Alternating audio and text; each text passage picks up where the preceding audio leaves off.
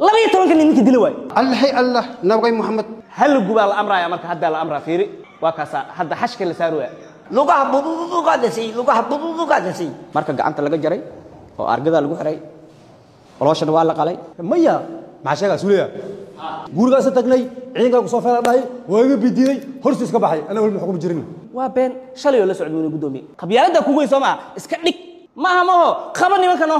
waa xiran tahay waayeel nolosha lagu gubay muuqaal argagaxleyna laga duubay isagoo dhaxrafanaya dhimbilo hulcaya dad la qalay oo xubno jirkooda ah la jaray lana suray faras magaalaha tuulooyin iyo ceelal dab la qabadsiiyey oo basbeelay iyo falal kale oo maangal ahayn ayaa muujiyey in laga talaabay xeerarkii xakameynta iyo dhaqankii suubanaa waxaana dhammaan dhacdooyinkan argagaxa leh dhowaan ay ka soo ifbaxeen degmada Wallaweyn iyo deegaano ku xeeran oo dirir sokeeyay ay ka socdeen mana ahayn wax la filan karay in qarnigan ay ka dhacaan geyga Soomaaliyeed jariimo intaas leeg oo quus iyo rajabel gelinaysa malaayiin u haraadan inay arkaan dal amni ah oo ka kabtay colaadihii ahliga iyo Soomaali il ka dhigtay qabyaalada qeyrkeed ka reebtay una midowday cadowgooda diidan yagleelida qaran cudud leh geesiyaasha ciidanka xoogga dalka oo ku baxay ka jawaabida falalkan iyagoo haysta waaran maxkamadeed iyo amar ahaa in nolol iyo geeri lagu keeno dadkii ku lugta lahaa ayaa ku guuleystay inay soo qabtaan qaar ka mid ah halka kuwa kalena la baadigoobayo maanta ayaana halkan oo ah degmada Wallaweyn lagu maxkamadeynayaa eedeysanayaashan oo ay wehliyaan kuwa maqanayaal ah loona haysto dhacdooyinkii argagax lahaa marxuum Isaaq Daawud Maxamed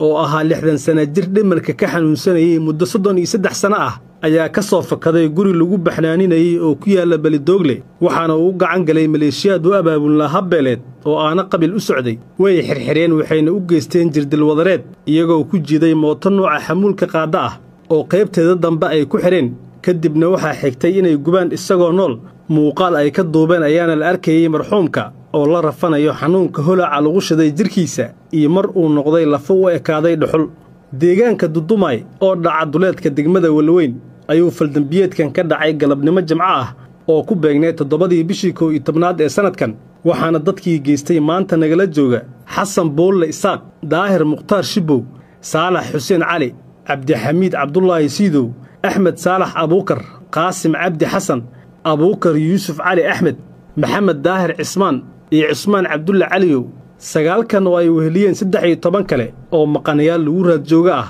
aynu ku jirto haweeney lagu magacaabo Muslima Cabdi Kuusow ayaa waxaa hogaaminayay Abshir Cabdo Xasan Made Maxamed Siid Cumar Awbiime iyo Xasan Boolle Isaaq mid kasta oo ka mid ah kooxdan ka kooban 20 eedeysane ayaana lahaa doorar isugu jiray jirdil